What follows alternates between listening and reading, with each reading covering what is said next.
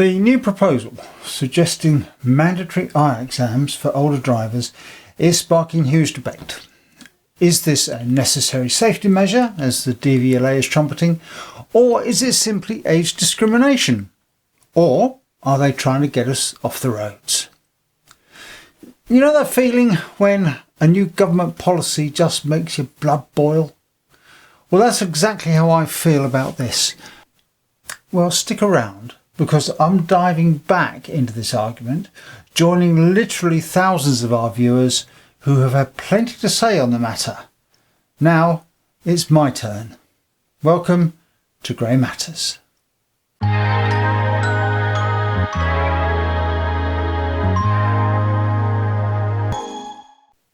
Hello and welcome to Grey Matters, the channel that promotes the fact that the older generation still matters and has relevance, and which looks at issues that matter to the older generation.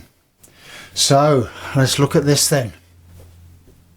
Should a driver's age dictate their ability to stay on the road? You know, for years this conversation around older drivers has been polarising. But what if the problem isn't age, but government policies that discriminate against them? We need a fairer system for everyone, regardless of how many candles are on their birthday cake. No one wants unfit drivers on the road of any age, so I'm not advocating that older drivers should not have their fitness and eyesight regularly checked. I'm in favour of change, just not in the direction of this new driving licence renewal policy. The 5 recent videos we made on this matter generated around 156,000 views and more than 4,000 comments, and we tried to read them all. The 3 most common views expressed were that increased eyesight testing for older drivers was unfair and discriminatory. Secondly, that there's an agenda to get older drivers off the road. And thirdly, that no one optical company should have the monopoly when it comes to the DVLA eye tests. And you know what? I don't disagree with any of them. I mean, okay, let's deep dive into this, all right? Let's look at the discrimination aspect first. There are around 40 million drivers in the UK, and I think that estimate is way low, but we'll work with it. Nearly 6 million of them are aged over 70. And it's quite likely that most of them will be wearing glasses or contact lenses for driving. You know, eyesight does tend to degrade with age, we know that. So that leaves 34 million drivers. And did you know, I mean, at least 3 million of them are known to have eyesight below the legal standard, and they're required to wear specs for driving. So that brings us down to 31 million. How many of them have undiagnosed or undeclared eyesight problems? The law of averages says probably a lot. But get this, according to a recent survey, drivers aged 55 and over are more consistent in wearing their glasses while driving. Around 61% wear them all the time when driving, compared to 30% of drivers aged between 17 and 24. Now, what that boils down to is that whilst the over 70s probably make up the majority of drivers with eyesight problems, with known eyesight problems, the evidence shows that they wear their glasses a hell of a lot more consistently than the younger drivers, who we know are a greater risk on the roads. Older drivers are generally safer drivers. Most who are required to wear their glasses for driving do so, unlike the young drivers. And everyone knows that eyesight can be a problem at any age, so why pick on the older drivers? Seems like ageism to me. I would accept eye tests every 3 years. I wouldn't have a problem with that. After the age of 70, you know, when we renew our licences. Or maybe every other renewal. But if we're going to have regular tests, so should every driver. Older drivers, you know, we're rewarded with lower insurance premiums. I mean, mine's just gone down by £100. The premiums tend to go down because we have fewer claims. And that, incidentally, flies in the face of the DVLA's assertion that road safety is a priority consideration with licence renewals. But despite this, could the insurance companies also be complicit in this discrimination? Now, at first glance, we might say no, because of those premium reductions. However, once you hit 80, premiums skyrocket. Not because you've had a lot of collisions, not because you've made any claims, but simply on age. No evidence against you, personally, no driving offences recorded, purely that you've attained an age where the underwriters have decided you're an unacceptable risk. So they're going to load your premiums so much that you might not be able to afford to keep driving. That sounds like ageism to me, doesn't it? Unsurprisingly, if you attempt to get government data on the collision rate for over 80s, there's none available. Because drivers aged 80 and above are part of a broader category of older drivers defined as 70 and over.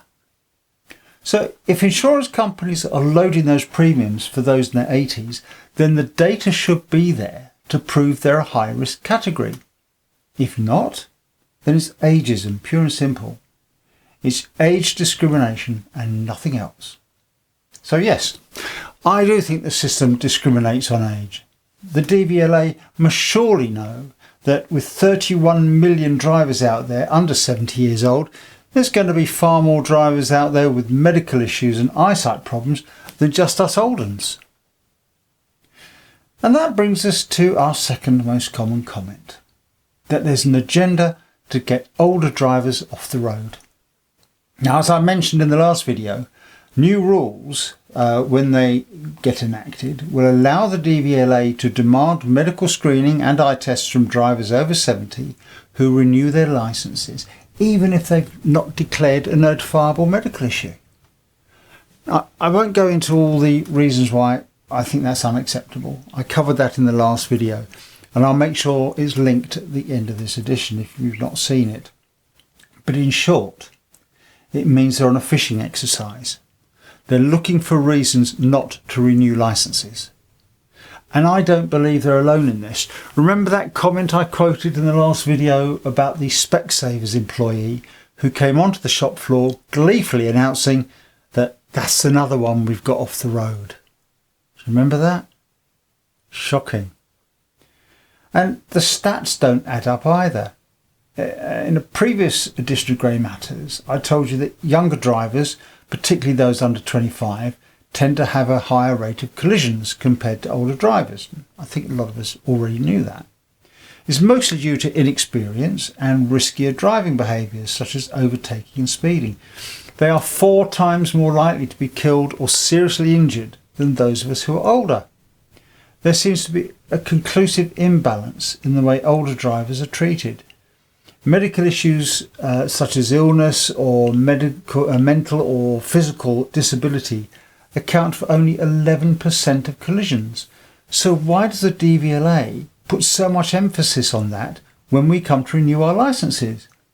They repeatedly tell us that the medical screening and eye tests are for road safety, and if that's true, then the DVLA should apply the same logic to the drivers who have the most collisions, and they're not the over 70s. So yeah, it does seem that the government is doing all it can to get us off the roads. Although many of you commented that the more they do that, the less money the government's going to be getting in road tax and fuel duty. Yeah, serve them right. And then we come to Specsavers, having the monopoly on the eyesight testing. The tender process might have been transparent, but I think it was more translucent in places. I'd love to see the minutes of the meetings where they considered the submissions from the other companies. I mentioned before that I've been involved in tenders in the past, and there's a lot to consider. What are the applicants offering? Do they match or exceed our requirements? Going for the cheapest quote is not always the best move, because you often really do get what you pay for. You need to get right down into the detail, because what looks good on the surface can easily fall short when you do a deep dive. For example, Specsavers. There were many comments hammering Specsavers, but that's inevitable. When people review businesses, it happens. Vision Express also has its fair share of critics. So we're going to put all the opinions about the companies aside and just look at the practicalities. In their tender, Specsavers said their aim was to have eye test centres within 25 miles of people's home for Group 1. That's for car drivers. And the DVLA accepted that? 25 miles? I mean, that's a day trip for many older people. And several comments from viewers living up in Scotland said their nearest branch was 50 miles away. Well, one guy even has to take a ferry to get to his, yet there's a perfectly capable optician locally. The appraisal meeting should have made comparisons on accessibility. Hopefully they did. Bearing in mind that for Group 1 drivers, the eye test provisions must have been aimed mainly at older people. So the accessibility of those tests should have been a prime consideration, and it should have been heavily weighted accordingly. But was accessibility information even requested from the tenderers? I mean, it wouldn't surprise me if they didn't even think of putting that in. But actually, I mean, why even have a single provider anyway? What's the point?